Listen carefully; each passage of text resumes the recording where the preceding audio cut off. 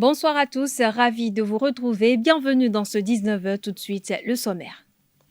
Distel Amoussou, consultant médias, communication et analyste politique, poursuit sa tournée d'échange avec les partis politiques. L'ex-journaliste a rencontré ce jour le secrétaire exécutif du bloc républicain Abdoulaye Biotchane. Le point de la rencontre dans cette édition. Le Conseil national de l'éducation organise les 23 et 24 août 2022 à Cotonou un séminaire de préparation de la rentrée scolaire et universitaire. La cérémonie d'ouverture du dit séminaire a eu lieu ce mardi 23 août 2022. Des précisions dans ce 19h. Jusqu'à présent appelée les écureuils, l'équipe nationale du Bénin compte changer de nom pour prendre celui d'un félin. Les guépards, des détails dans un instant.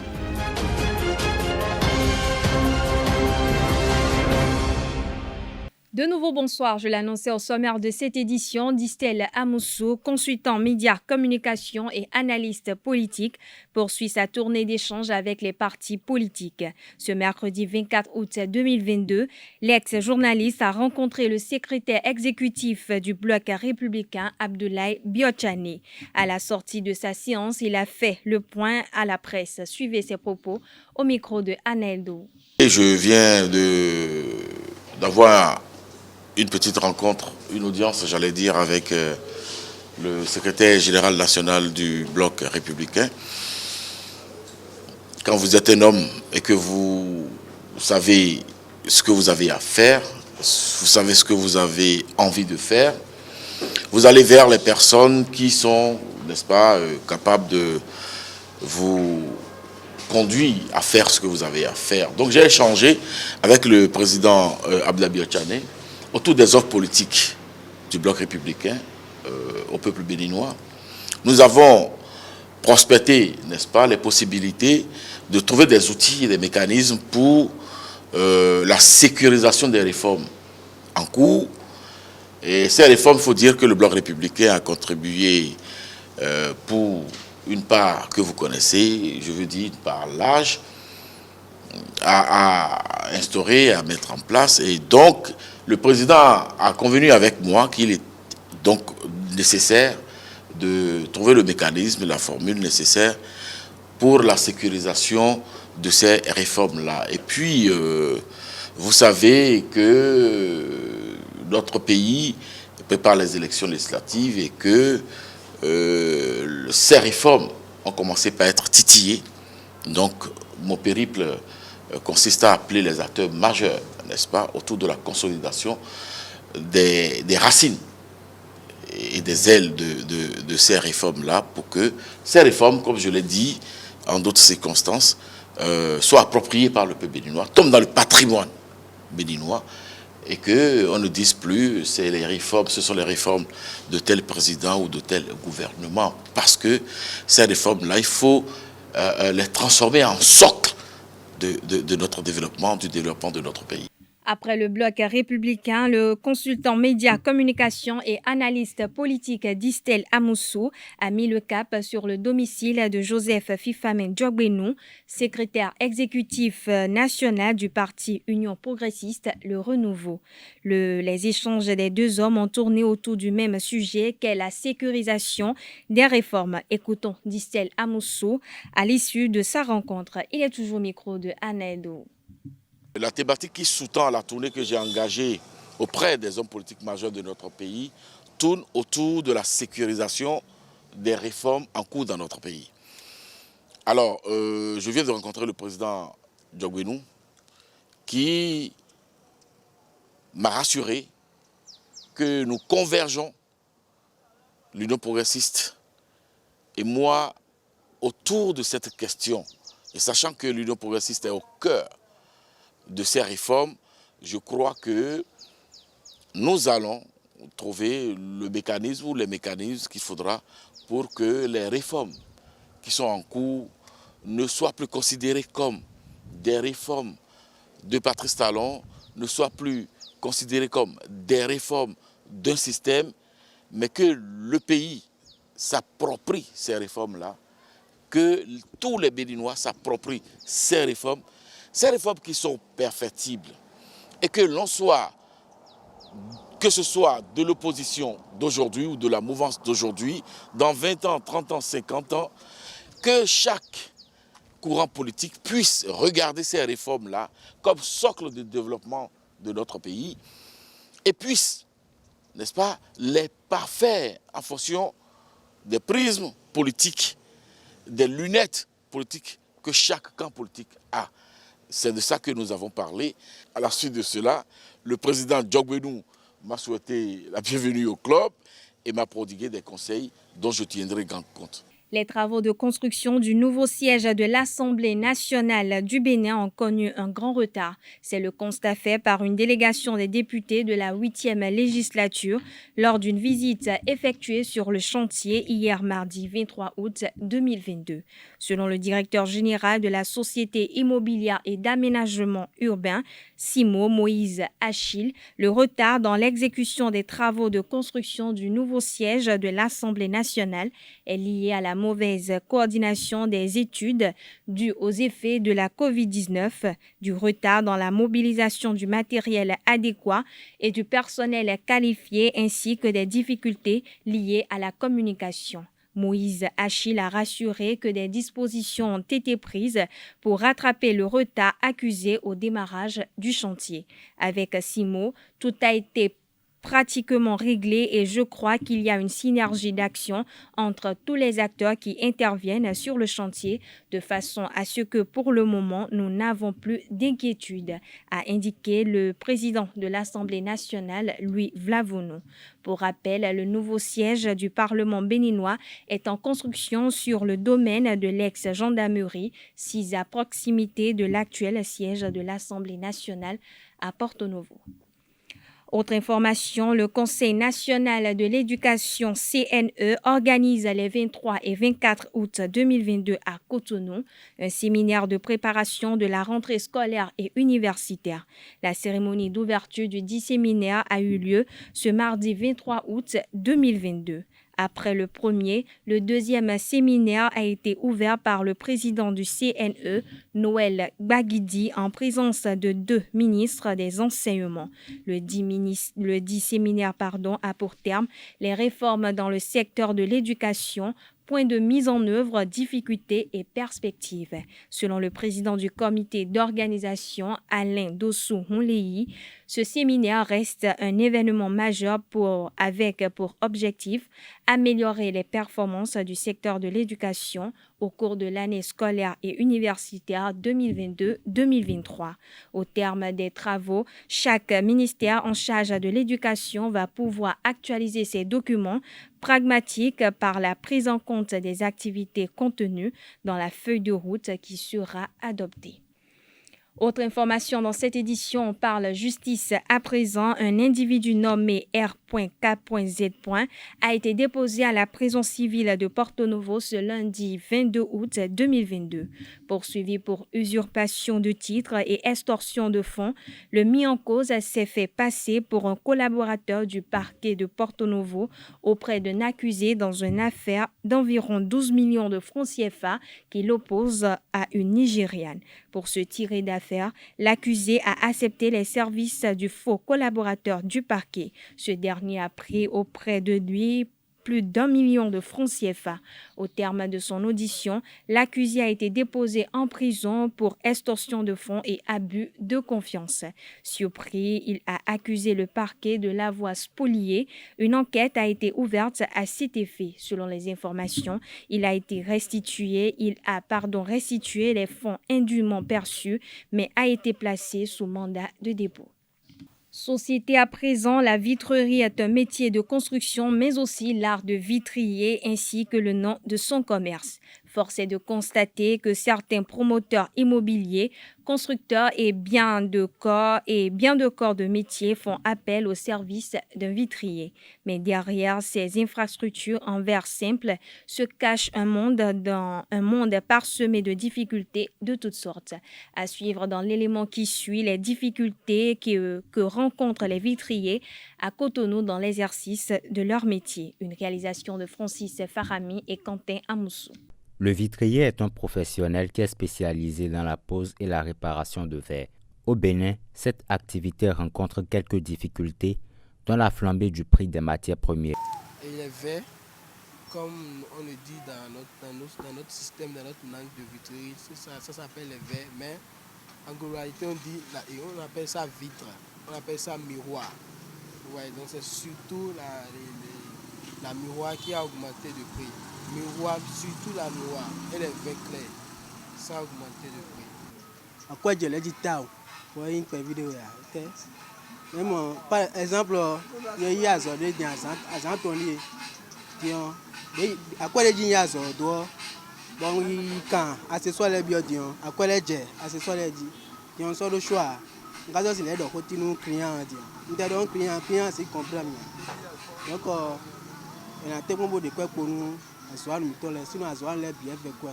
Et ça 7 000 et 15 000. Cette difficulté complique la relation client-vitrier. Ils prennent mal parce que ce qu'ils faisaient à 5 000, bon, ça s'est augmenté à 8 000, parfois à 9 000 et même parfois à 15 000. Ça s'augmente à une hausse prix où on ne s'attendait même pas. Ouais, donc quand on leur dit ça, ils le prennent mal et on essaie de les expliquer comment ça s'est passé, que ce n'est pas de notre faute. Tout ça s'est passé au niveau de la douane et bon, ils finissent par comprendre. Aujourd'hui, on a beaucoup de pertes. Nous devons yon kasi nda ko ni client dia client kasi ko pam ya client kala le mi mai ko azwa ni to azwa lo ne ka fe ko dine client ka fi bo fi fan ni ka suru doni e ba la comprendre. Les vitriers au Bénin disposent d'une association qui peut être le vecteur d'une solution efficace à leurs problèmes. Ce sont nos patrons qui vont créer un groupe de comité qui iront voir l'association et parler avec eux. C'est l'association maintenant qui va voir maintenant les autres. Les autres qui sont quoi? Les autres, comment il va dire? Ceux qui nous envoient les allures, les matières premières de l'extérieur dans notre pays. Le métier de vitrerie expose les artisans de ce secteur à d'autres dangers. Nous sommes arrivés à un niveau où nos prières ne devront plus être pour le futur, mais pour l'instant où nous sommes. Pour Emile Guérin, le missionnaire christique, les écrits divins égalent déjà Dieu. Et donc, pour les prononcer, il va falloir les actualiser. Suivons-le au micro de Jacques Marion d'Almeida. Les écrits, ce qu'on appelle saints, sont plus divins que Dieu lui-même. C'est-à-dire, c'est de ça qu'on se sert pour expliquer Dieu et notre Dieu qui nous permet de comprendre ce qu'il a fait dire par certains de ses envoyés. Aujourd'hui, vous savez, il y a certaines religions aujourd'hui, et cela constitue un grand handicap pour beaucoup de personnes qui estiment qu'il n'y a plus de prophétie, il n'y a plus de prophètes et plus rien. Ça veut dire que Dieu ne parle plus à son peuple. Dieu a fini de parler à son peuple à un temps depuis l'Antiquité et puis c'est terminé. Après ça, plus rien, plus aucun contact, Dieu ne parle plus à son peuple. Pour savoir ce que Dieu nous dit aujourd'hui, il faut qu'on fasse recours au texte biblique. C'est une erreur et dangereuse. Pourquoi cela se passe? J'avais évoqué l'œuvre des forces du mal. Ce sont les forces du mal qui font ça, qui nous inspirent de fausses théories, de faux enseignements. Et que nous venons, même vous allez voir des gens en toge blanche, en robe rose, et quand je dis rose, orange, comme des moines tibétains ou indiens, qui nous donnent de très beaux enseignements.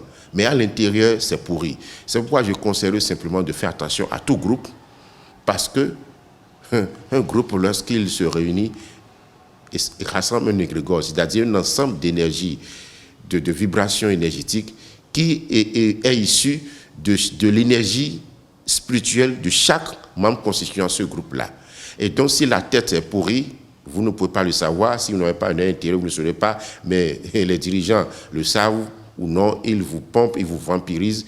Et puis, les problèmes commencent pour vous. Et donc, quand les problèmes commencent, on vous dit non, écoutez, vous ne priez pas assez. Écoutez, vous ne respectez pas les principes du groupe. Ou vous ne payez pas la dîme, vous ne faites pas ci. Soyons éveillés. Connectons-nous à l'esprit. Vous n'avez besoin de personne. Rentrez dans votre chambre. Priez Dieu le Père. Je voudrais réitérer ce que le Christ, la prière que le Christ nous a enseigné. Notre Père qui est aux cieux. Commençons par la réciter. Mais de quelle manière? Puisque nous sommes, j'ai évoqué le cycle dans lequel nous sommes, il est en train d'arriver. Ne pensez pas qu'il y aura... il est en train d'arriver sous l'image d'une personne, mais son énergie va déborder de la planète où la lumière va éblouir sur l'obscurité, où les pensées vont changer radicalement. C'est pourquoi j'ai toujours dit, demander de prier pour nos dirigeants afin qu'ils essayent de se brancher sur ce flux lumineux. S'ils ne le font pas, ils vont disparaître. Il n'y a rien à faire. Ça, c'est certain.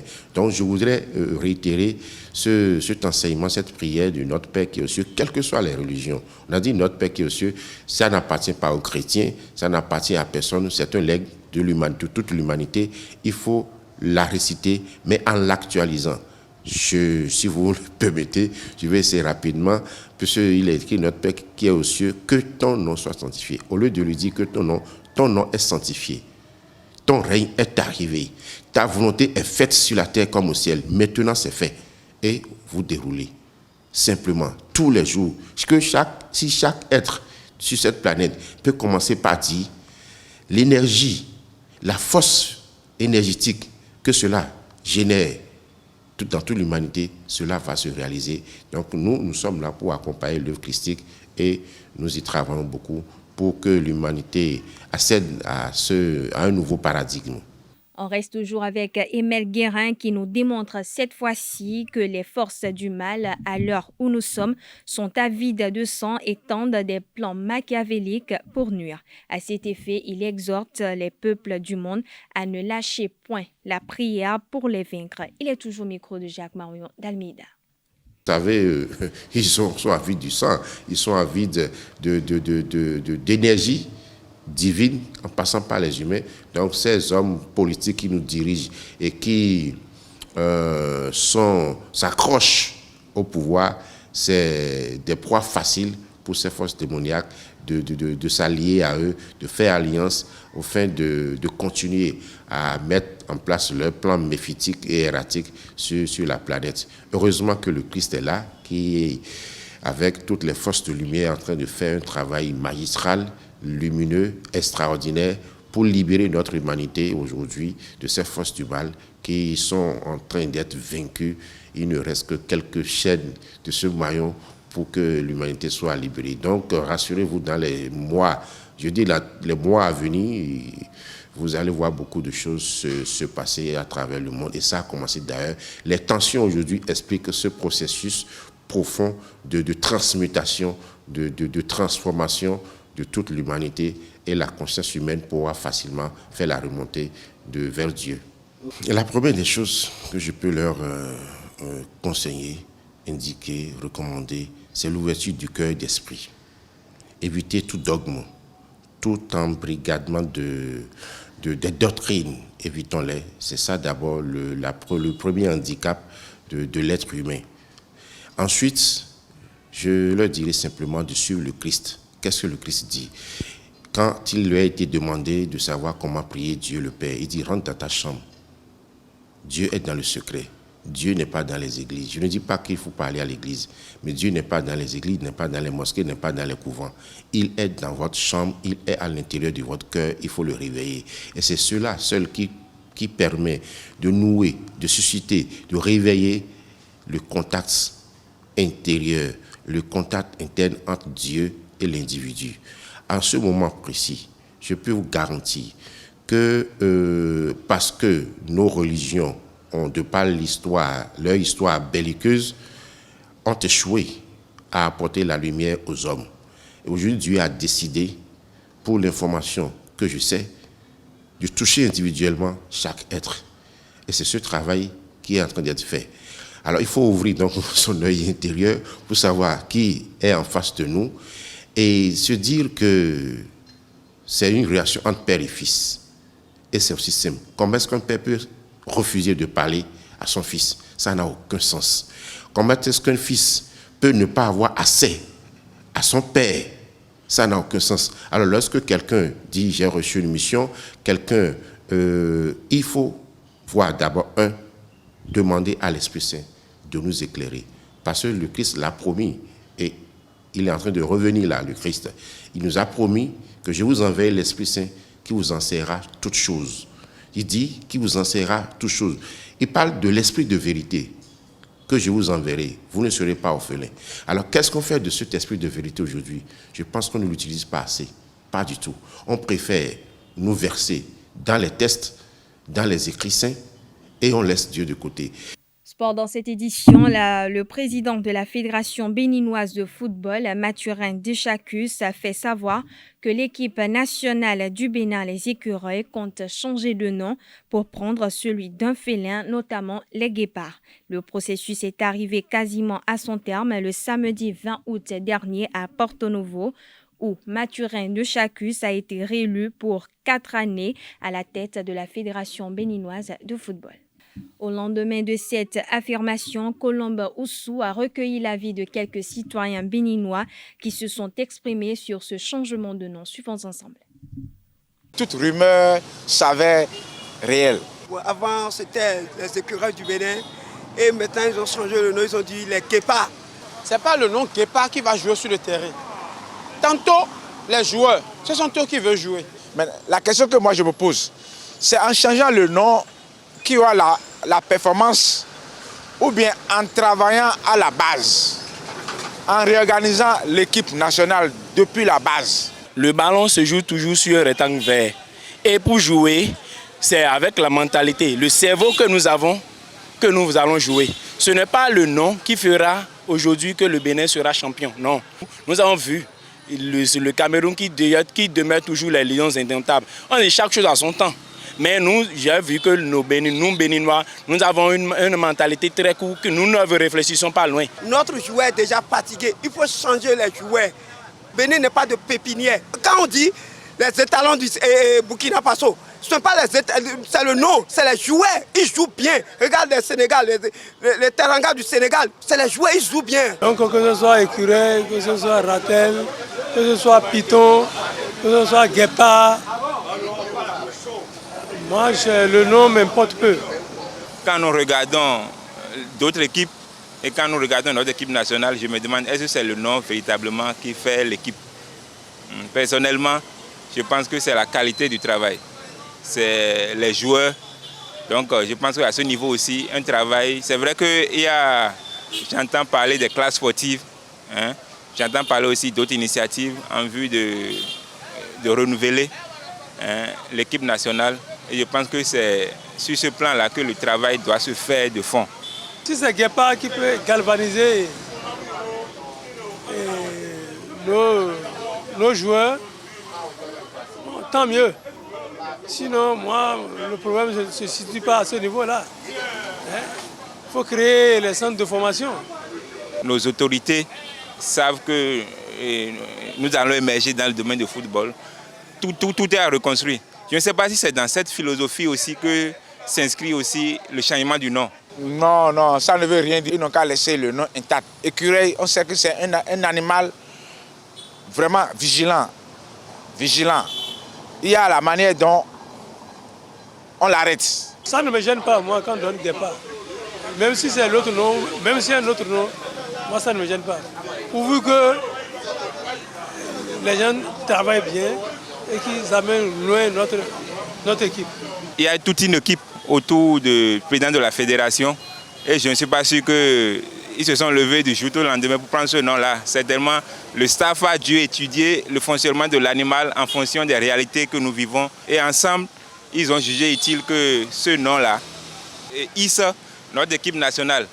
Parlons toujours sport. La première édition du tournoi Coriscope a démarré le samedi 20 août 2022 au stade René Pleven de Cotonou. Outre la cérémonie d'ouverture, le premier match de la compétition s'est joué entre Epitech et Esmer. La rencontre s'est soldée sur le score de 4-0 en faveur de l'Epitech. Le point de la rencontre avec Anedou et Colombe Oussou.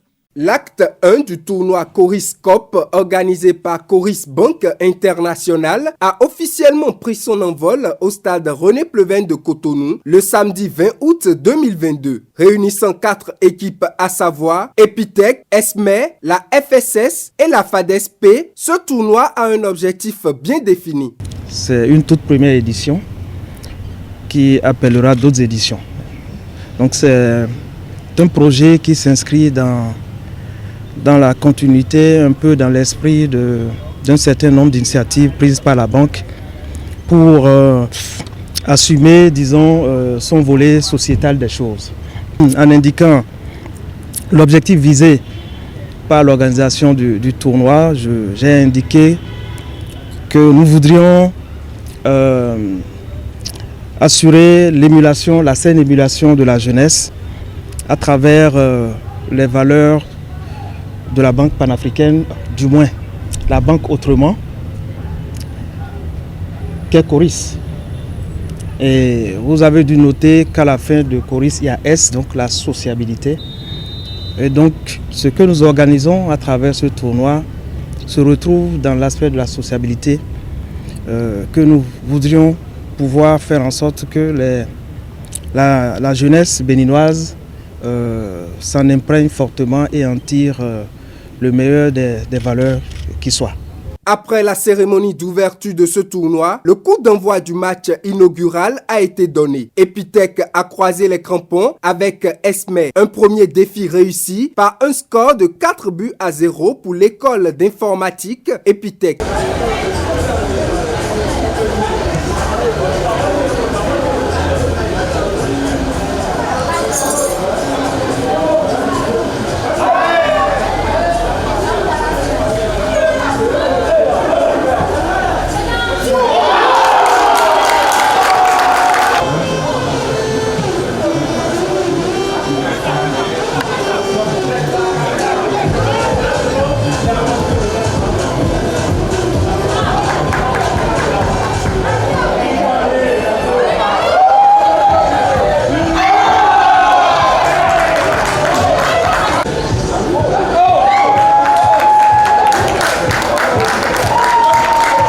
C'est pas facile au début parce qu'on n'est pas habitué à ce genre de match. Donc niveau cardio, ça a pompé beaucoup. Mais je pense qu'à la fin, le meilleur a gagné. Voilà quoi. Mais bon, c'est que le début du tournoi. Donc on va se concentrer sur le reste des matchs.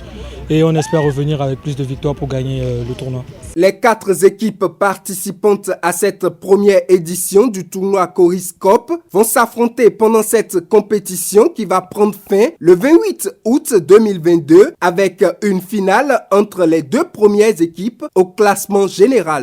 Les informations à l'échelle internationale de ce mercredi 24 août 2022 sont un condensé des actualités en RDC, en Angola, au Japon et en Ukraine. Une compilation informative de Nansérine Fatoumbi. La ville de Butembo, dans l'est de la République démocratique du Congo, a été attaquée ce mardi 23 août par des miliciens issus des Maï-Maï. Les hommes armés se sont pris à un site de la force onusienne dont le personnel a été redéployé à l'extérieur de la ville. L'armée congolaise a riposté tuant 2 assaillants et en capturant 4 autres lors des échanges des tirs survenus dans un quartier populaire de Butembo. Cette attaque à Butembo est intervenue après le retrait des casques bleus. Il y a une semaine, la MONUSCO a annoncé la suspension de ses opérations à Butembo après les manifestations contre l'inaction supposée de la mission onusienne en RDC. 14 millions d'Angolais choisiront leurs députés et leur président de la République. 7 partis politiques et une coalition sont en liste. Pour l'instant, la bataille pour le pouvoir se jouera une fois de plus entre le mouvement pour la libération de l'Angola et l'Union nationale pour l'indépendance totale de l'Angola qui se sont battus pendant plus de 25 années de guerre civile. Le mouvement pour la libération de l'Angola gouverne sans partage depuis l'indépendance du pays. Âgé de 60 ans, charismatique et bon orateur, Adalberto Costa Jr. est arrivé à la tête de l'Union nationale pour l'indépendance totale de l'Angola en 2019. Le gouvernement japonais compte donner un sérieux coup d'accélérateur à la relance du nucléaire dans le pays, un secteur fragilisé et controversé depuis la catastrophe de Fukushima en 2011,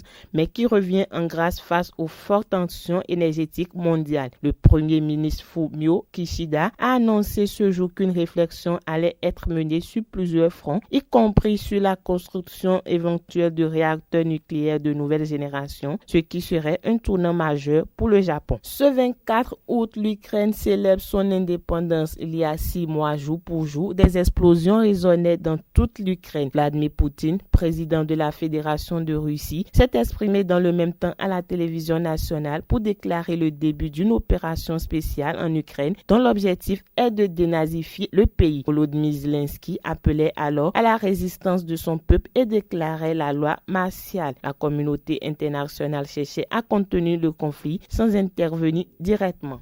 Voilà, chers internautes, c'est ainsi que prend fin cette édition. Merci pour l'attention accordée à ce programme. À très bientôt pour le même plaisir.